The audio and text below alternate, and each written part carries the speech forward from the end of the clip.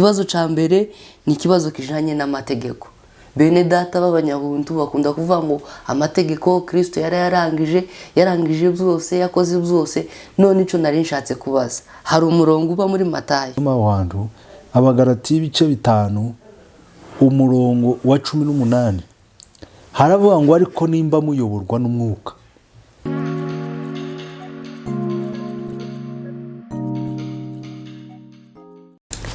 Bakunzi ba Ukuri TV, turabakiriye kongera kandi kubana namwe muri studio zacu. Nyine turi kumwe na mwene data araza kubabwira izina.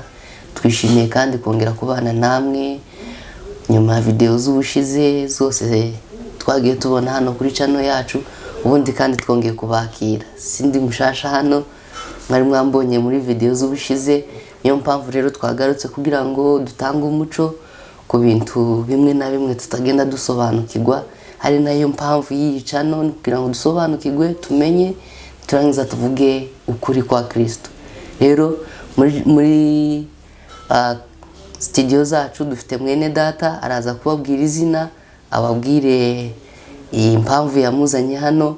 Nitumara tuze kuganira birambuye kandi ndizera kuko kino kiganiro kiraza kububaka kandi kirabakura hamwe, kibashira handi kubwo kumurikirwa n'umuco w'ijambo ry'Imana.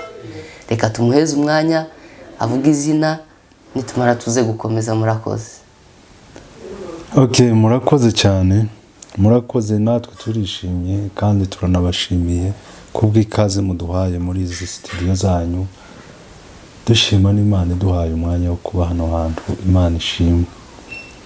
Noneho mwari muvuze ngo twibwirane. Ubushize sijyo rya mbere tuza kuri channel. Ubushize twari twaje tuvuga ijambo ry'Imana, ubutumwa bwiza, kuko niwo murimo twasigiwe ni nawo dukora. Ngenda umuvuga ubutumwa bwiza, abo bakunze kwita Abanyabuntu. Ndi Umunyabuntu kabisa wujuje amategeko. Amen. Hari imvugo ziri hanze zivuga ngo Abanyabuntu ngo nabantu bayobye, ngo Abanyabuntu sinzi ukuntu babavuga. None abo muza muvuga ndumwe muri bo, ndi Umunyabuntu. Amen. Kubera kuko nagira ubuntu, nakijijwe kubw'ubuntu, si kubw'imirimo yanje, si kubw'imbaraga zanje, si kubw'ubwenge bwanje, n'ubuntu nagiriwe na Kristo. Amen. Rero kuba ndi hano, naje hano ndi umutumirwa kuko mwamaze kwivuga, mwaradutumiye ngo tuzaganire. Hari ibibazo ngo mwagiye mwibaza, rero ndi tayari kubisubiza. Amen. Amen. Murakoze cyane. Uyu mwanya rero icyo turi gukora uyu munsi wa none ni ukugaragaza no gushira umuco ku bantu bagiye babaza ibibazo ku nyigisho zashize bashasha kuri no channel yacu. Tukagiye kwibanda ku bintu bimwe na bimwe bagenda bavuga ku Banyabuntu, natwe abaza bita ngo n'abanyamategeko n'abanyamadini, nibyo tugenda tubaza kugira ngo dusobanukirwe. Kandi icy'ingenzi hano si ukuja impaka cyane, ahubwo icy'ingenzi cyane no kugira ngo abantu basobanukirwe, bamenye ukuri bari ko kuba batura. Rero ikibazo ca mbere ni ikibazo kijanye n'amategeko. Bene data b'Abanyabuntu bakunda kuvuga ngo amategeko Kristo yarangije byose, yakoze byose. None ico nari nshatse kubaza, hari umurongo uba muri Matayo igice ca 5 umurongo wa 17. Twasome havuga ngo mwitekereza kuko naje gukuraho amategeko cyangwa ibyahanuwe. Sinaje kubikuraho, ahubwo naje kubisohoza. Mwene data araza kumbwira aho ngaho Kristo niba ari umwana w'Imana, akaba ari we watanze amategeko, none aravuze ngo ntiyaje kuyakuraho ahubwo yaje kuyasohoza. Aratubwira uko nguko bo kubazavuga ngo amategeko yakuweho, nadusobanurire. Arakoze. Amen. Murakoze cyane. Ico kibazo ni cyiza kandi hari ijambo uravuze ngo Abanyabuntu bazavuga ngo amategeko ngo yakuweho, ngo kandi Kristo yaravuze ngo tuvuga ko Kristo yarangije byose. Amen. Iri jambo rivuga ngo Kristo yarangije byose, Kristo niwe waryivugiye ubwe wenyine. Kristo niwe wavuze ngo byose birarangiye. Amen. naho iki kintu kijanye n'amategeko,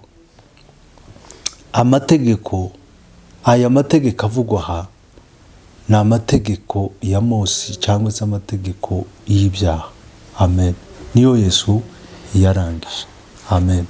Ikindi kandi uyu Yesu tuvuga, kuko natangije mbibwira nge ni umuvugabutumwa bwiza, Pawulo hari aho yabivuze aravuga ngo niyo yatugize kuba ababwiriza b'isezerano risha.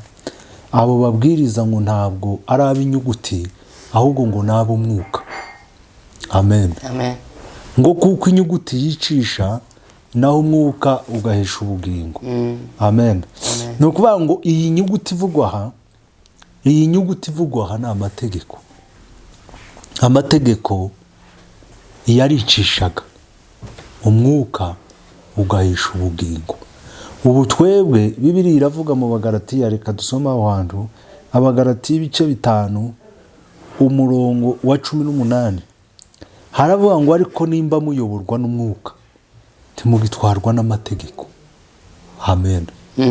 Nimba tuyoborwa n'umwuka ntitugitwarwa n'amategeko. Yesu yabivuze neza muri Yohana 6, yaravuze ngo amagambo mbabwira niyo mwuka. Amen. Imana ishimwe. Isezerano rya mbere cyane ryari amategeko n'ibyahanuwe.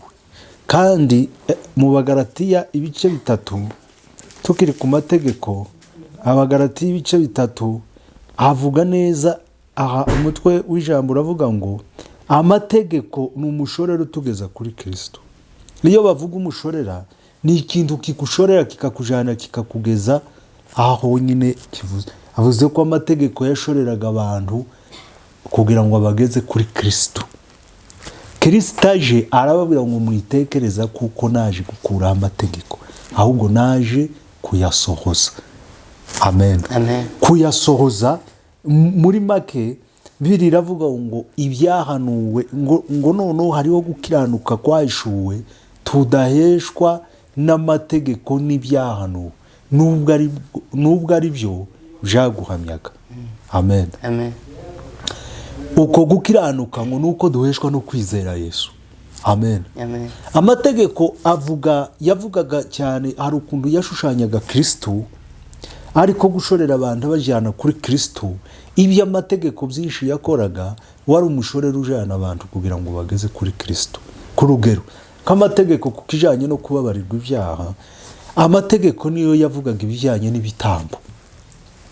Amen. Amen. Hari ukuntu ibitambo byabaga bitegetswe n'amategeko, noneho bakabikora bakurikije amategeko uko babwira kugira ngo bababarirwe ibyaha. Ariko ibyo bitambo Bibiliya iravuga ngo Imana ntabwo yigeze ibyishimira. Yesu ubwo yazaga mu isi aravuga ngo ndaje gukora ibyo Data ashaka. Amen. Amen. Ni ukuvuga ngo ibyo amategeko yananiwe gukora nibyo Kristo yaje gukora. Amen. Rero sinzi ko nimba twakomereza, ariko Bibiliya yavuze ngo ariko nimba muyoborwa n'umwuka ntabwo tugitwarwa n'amategeko. Amen. Amen. Sinzi. Okay. Hari ahantu ntasobanukiwe neza. Hari aho Bibiliya ijambo ry'Imana ryavuze ngo sinaje kuyakuraho. Kandi hepfo niho havuze ngo ntizizavaho n'inyuguti n'imwe kugeza aho zose bizasohozwa. Yarashatse kuvuga iki? Yarashatse wenda kuvuga kuko nta tegeko na rimwe rizovaho, nta n'agace kayo gatoya kazovaho, ahubwo azokomeza kugira ngo akomeze ayobora abantu, aberekera inzira, akomeze abatunganye kugeza bashitse mu ijuru. Reka turebe muri Luka ndeke kuvuga ibyanje, mvuga iki byanditswe bivuga kuri ibyo. Luka 16 umurongo wa 16 haravuga ngo amategeko n'abahanuzi babayeho kugeza igihe cya Yohana. Uhereye ico gihe niho ubutumwa bwiza bw'ubwami bw'Imana bwigishirijwe. Amen.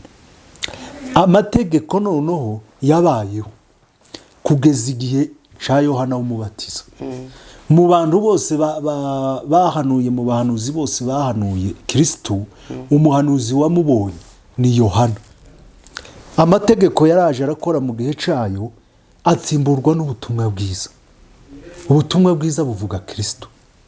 Ubutumwa bwiza bw'ubwami buvuga Kristo. Amen.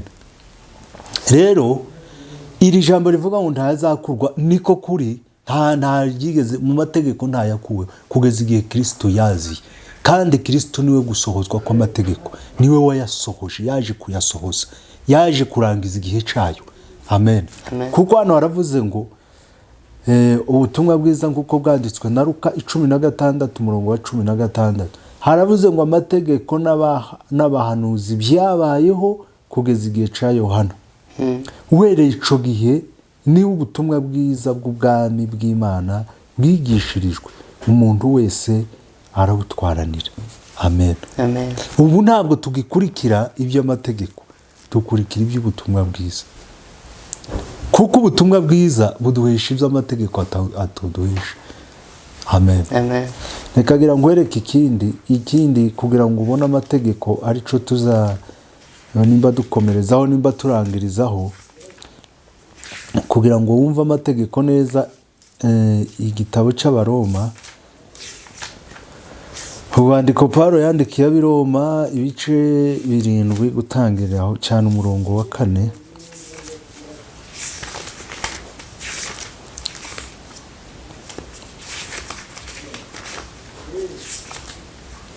Amen. Sawa, reka tuwasome. Haravuga ngo uko amategeko atwara umuntu akiriho. Mbese bene data, ntimuzi yuko amategeko atwara umuntu gusa akiriho. Nico gituma amategeko ahambira umugore ku mugabo we akiriho. Ariko iyo umugabo amaze gupfa, umugore aba ahambuwe ku mategeko y'umugabo we. Nuko rero nico gituma iyo umugabo we akiriho, nimba abaye uwundi mugabo yitwa umusambanyikazi. Ariko iyo umugabo we apfuye, ntaba agitegekwa n'ayo mategeko. Nico gituma ataba umusambanyi naho yacurwa n'undi mugabo. Noneho 4 niho habisobanura neza. Umurongo wa 4 cyangwa verse ya 4 iravuga neza, iravuga ngo nuko rero bene data, niko namwe mwapfuye ku mategeko kubw'umubiri wa Kristo, kugira ngo mubone uko muba bundi ari we wa wundi wazutse, mubone uko mwerera Imana imbuto. Amen. Amen. Ubwo twari tukiri abantu ba kamere, irari ry'ibibi ryabyukirijwe n'amategeko ryakoreraga mu ngingo zacu, kugira ngo ryere imbuto z'urupfu. Ariko noneho ntitugitwarwa n'amategeko, kuko twapfuye ku mategeko yaratubushe. Nico gituma turi imbata mu bubata busha bw'umwuka, butari bwa bundi bwa kera bw'inyuguti. Amen. Amen. Ubu turi mu bubata busha kandi butari ubw'inyuguti, turi mu bubata bw'umwuka. Amen. Amen. Sobanura aho ngaho waruvuze, aho ngaho Bibiliya rivuze ngo iyo umugore akiriho cyangwa umugabo akiriho, amategeko aba kimuhambiriye. Noneho ngo iyo umugabo amaze gupfa, abahindutse imbohore kuri ya mategeko. Umva uko avuga n'umurongo. Sobanure neza. N'umurongo wa 4. Urwandiko Pawulo yandikiye Abiroma ibice 7 umurongo wa 4. Haravuga ngo nuko rero bene data, niko namwe mwapfuye ku mategeko kubw'umubiri wa Kristo, kugira ngo mubone uko muba abundi ari we wa wundi wazutse, mubone uko mwerera Imana imbuto. Urumva? Ariko haruguru habivuga neza kuri 3. Nuko rero nico gituma iyo umugabo we akiriho, nimba abaye uwundi mugabo yitwa umusambanyikazi. Ariko iyo umugabo we apfuye, ntaba agitegekwa n'ayo mategeko. Nico gituma ataba umusambanyikazi naho yacurwa n'undi. Sasa reka girame ngwavugaho buke. Iyo umuntu afite umugore, amen, umugore ahambirwa ku mategeko y'umugabo. Ngwiyo kandi ukunda ahambirwa kuri yo, ngwiya iyo agiye akaba uwundi mugabo mbese agasambana, yitwa umusambanyi kuko yasize umugabo we. Ngo ariko iyo umugabo wiwe yapfuye, wa mugore niyo ngo yogenda agacurwa n'undi mugabo ntaba akicitwa umusambanyi kuko nta mategeko y'umugabo aba akimuboshe ariko ngo iyo umugabo akiriho ababoshwe n'aya mategeko natwe Kristo ataraza twari dufite umugabo wari utuyoboye ariyo mategeko tuboshwe n'ayo mategeko noneho ngo Kristo aje umurongo wa 4 ko wavuze ngo nuko rero bene data niko namwe mwapfuye ku mategeko kubw'umubiri wa Kristo urumva kugira ngo mubone uko muba abo wundi ari we wa wundi wazutse noneho Kristo aje amategeko yahise imbaraga zayo zishira no kuvuga ngo umumaro wayo wari umaze umumaro wayo wari ushize urumva no kuvuga ngo umurimo Yesu yakoze uraruta amategeko yego so uwo mugore Bibiliya ishatse kuvuga ninde ni itorero ni twebwe n'abanyamahanga n'abisirayeli n'abaye sobanura neza uwo mugore ni itorero uwo mugore ni itorero rero niho haha mu Bagalatiya ibice 5 umurongo wa 18 reka tuhasome Abagalatiya ni naho twabanje dusoma havuze ngo ariko niba muyoborwa n'umwuka ntimuba mugitwarwa n'amategeko uyoborwa n'umwuka ninde si umugeni si itorero abayoborwa bose n'umwuka nibo bana b'Imana umuntu wese utagira umwuka wa Kristo ntabaruwe amen Kristo amaze kutubatura mu bubata bw'itegeko Bibiliya avuga ngo mu gihe gikwiriye gisohoye Imana yohereza umwana wayo araza abyarwa n'umugore akurwa atwarwa n'amategeko icyatumye Kristo avuka agakura atwarwa n'amategeko ngo kwari ukugira ngo abone uko acungura abatwarwa nayo ngo biduheshe guhinduka abana b'Imana kandi ngo tumaze guhinduka abana b'Imana ngo Imana yahise ifata umwuka w'umwana wayo iwushira mu mitima yacu uwo mwuka ngo atangira kutuvugisha ngo abadata mu isezerano rya kera abayoborwaga n'amategeko ntabwo bitaga Imana data ahubwo bavugaga Imana iteye ubwoba mbese bari bakiri ku musozi Sinayi ndetse na Mose wari ubayoboye nawe hari igihe yageraga akavuga ngo mfite ubwoba amen ariko ubu ngubu twebwe ngo twavuye ku musozi Siyoni twavuye ku musozi Sinayi turi ku musozi Siyoni twegereye ururembo rw'Imana ihoraho amen twegereye umuhuza w'isezerano risha amen twegereye amaraso avuga ibyiza kuruta ya Abeli amen ahantu ijambo ry'Imana rivuga ngo ukomeza ayo mategeko azabeshwayo nayo aho ngaho uhura havuga iki kandi kuko bigaragaje kuko nyine dukwiriye kuyakomeza kugira ngo tubeshweho n'ayo mategeko urabivugaho iki ibyo ngibyo avuga ngo ukomeza ayo mategeko azobeshwaho nayo reka tubasome n'Abaroma ibice 10 gutangiriraho noneho tubona ico havuga hararangiza byerekana neza Abaroma ibice 10 amen Abaroma ngira ngo niho bene data ibyo umutima wanje wifuza nibyo nsabira abisirayeli ku Mana no kugira ngo bakizwe ndahamya yuko bafite ishaka ry'Imana ariko ritava mu bwenge kuko ubwo batari bazi gukiranuka kw'Imana uko ariko kuko ubwo batari bazi gukiranuka kw'Imana uko ariko bagerageje kwiyangira gukiranuka kwabo ubwabo bituma basuzugura gukiranuka kw'Imana kuko Kristo ari we amategeko asohoraho kandi ni uhesha uwizera wese gukiranuka Mose yanditse ibyo gukiranuka guheshwa no gukomezwa no gukomeza amategeko ati ugusohoza azabeshwaho nako sawa washaka naho ngaho naho washakaga naho Mose yanditse ibyo gukiranuka guheshwa no gukomezwa n'amategeko ati ugusohoza azabeshwaho nako amen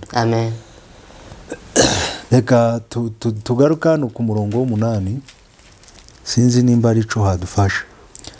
Umurongo w'umunani, igice c'umunani Abaroma, haravuga ngo nuko rero noneho abari muri Kristo Yesu nta teka bazacirwaho, kuko itegeko ry'umwuka y'ubugingo bwo muri Kristo Yesu ryambatuye ububata bw'itegeko ry'ibyaha n'urupfu.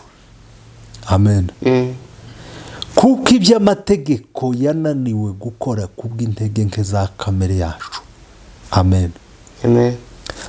Imana yabishohoje ubwo yatumaga umwana wayo afite ishusho ya kamere y'ibyaha kuba igitambo c'ibyaha, icira ibyaha bya kamereho iteka, kugira ngo gukiranuka kw'amategeko gusohozwe muri twe.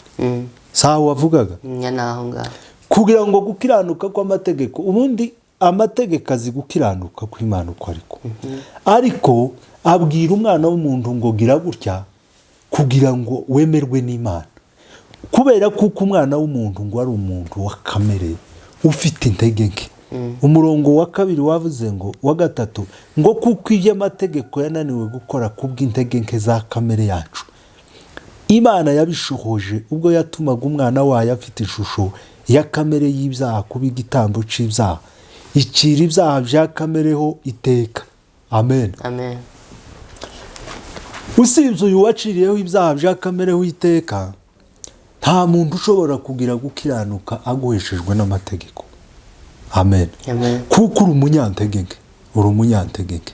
Amategeko arakubwira ngo gira gutya. Umwana w'umuntu akagerageza akananirwa. Bibiliya ikavuga muri Yakobo ibice 2 umurongo wa 10, hakavuga ngo umuntu nakora amategeko yose akayakurikiza yose ariko agasitara kuri rimwe, ngo yose azaba yishe. Muri Yesaya 64 umurongo wa 5 hakavuga ngo kuko ngo ibyo mwakiranutseho byose ngo bimeze nk'ubushwambagara bufite ibizinga. None se kukuvuze kuko umuntu adashobora gusohoza amategeko, ni kubera iki Imana yatanze ayo mategeko iyahereza abantu kugira ngo ababere umushorera, kandi abona kuko ayizeye ashobora kubafasha akabageza kuri uko gukiranuka. Ni kubera iki Imana yayatanze, kandi uvuga kuko yabonye kuko batayashoboye, hari umutwaro uremereye batari kwikorera bonyine ngo bawushobore. Ni kubera iki yabahaye? Ubundi Imana ntiyahaye abantu amategeko kugira ngo abakize ibyaha. Amen. Imana ntiyahaye abantu amategeko kugira ngo amategeko abahe gukiranuka. Imana intego y'amategeko ni imwe gusa. Amen. Intego y'amategeko ni imwe. Tuyisanga hano mu Baroma ibice 5 umurongo wa 13, ariko reka dutangire kuri 12. Haravuga ngo kuko bimeze bityo, kuko ibyaha byazanywe mu isi n'umuntu umwe, urupfu rukazanwa n'ibyaha, niko urupfu rugera ku bantu bose, kuko bose bakoze ibyaha. 13 wumva intego y'amategeko, icazanye amategeko, ndakikubwira nongere nkikubwire n'ahandi. Amategeko icayazanye niki?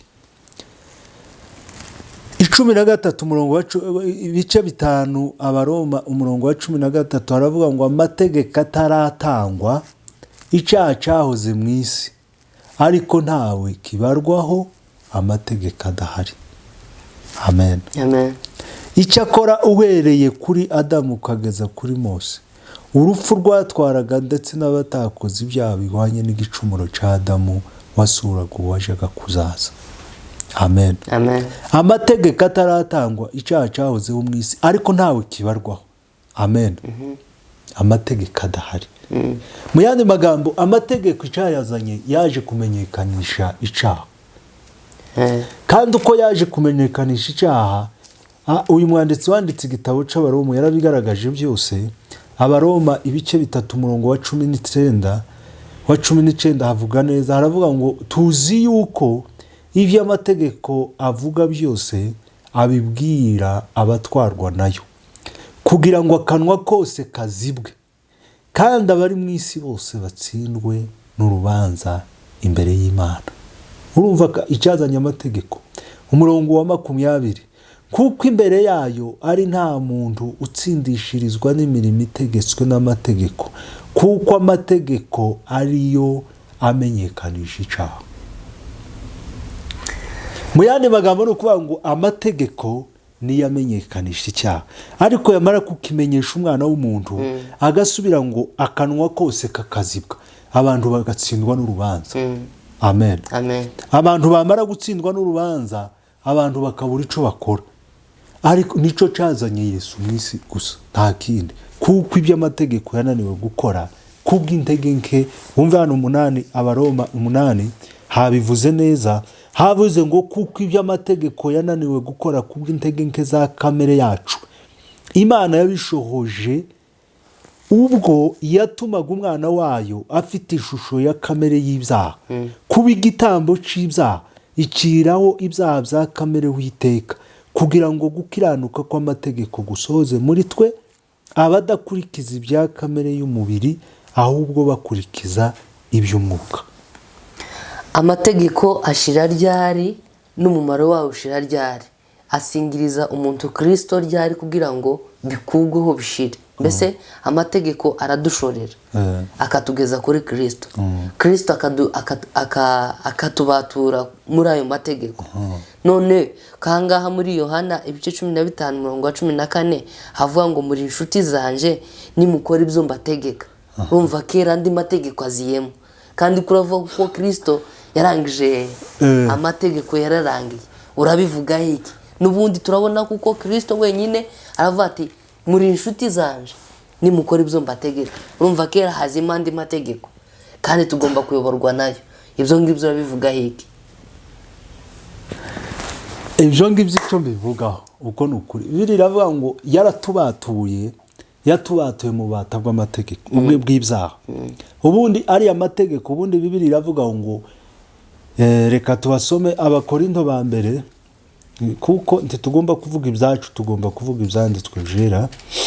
Abakorinto ba mbere 15 umurongo wa 56 haravuga ngo ibyaha nibyo rubori rw'urupfu, kandi imbaraga z'ibyaha ni amategeko. Urumva nawe? Imbaraga z'ibyaha ni amategeko, ariko Imana ishimwe kuko iduha kunesha kubw'umwami wacu Yesu Kristo. Amen. Amen.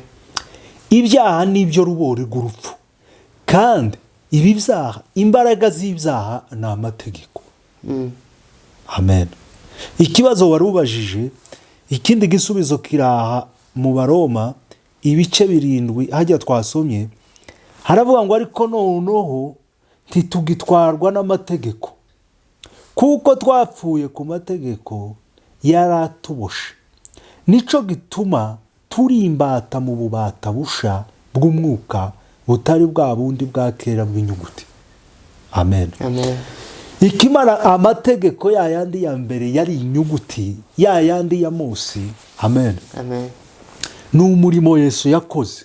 Uriya murimo Yesu yakoze yabanjije kwambara kamere yacu, afatana biriya byaha byose amategeko yerekanaga ku mwana w'umuntu, abyishiraho. None amaze kuzishiraho, Bibiliya iravuga ngo mu gihe gikwiriye Imana yohereza umwana wayo, araza abyarwa n'umugore, akura atwarwa n'amategeko. Amen. Amen. None ngo amare ngo kugira ngo abone uko acungura barya bose batwarwa nayo. Amen. Amen. Tumaze gucungurwa nawe, kugira ngo aducungure, yafashe bijya byose byatunanizaga nabijya twari twarananiwe gukora, gusohoza, iwe abyishiraho. Amen. Amen. Ngira ngo niko. Amaze kubyishiraho noneho abaraducunguye, adukura muri ubwo bubata bw'amategeko. Amen. Adukura muri ubwo bubata bw'amategeko. Abaroma 6 umurongo wa 19 hazavuga neza, hazavuga ngo ibyo mbivuze nk'umuntu kubw'intege nke z'imibiri yacu, kuko mwaga ibiteye isoni 18, reka ndebe 18, maze mubatuwe mu byaha muhinduka imbata zo gukiranuka.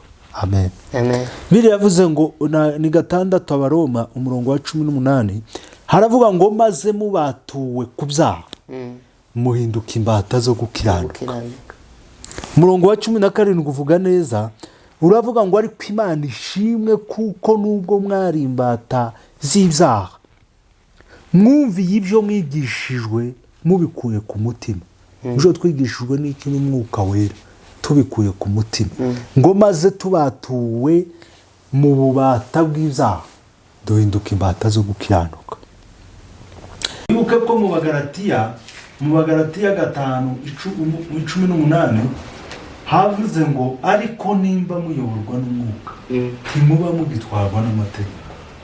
Iyo umuntu ayoborwa n'Umwuka ntaba agitwarwa n'amategeko.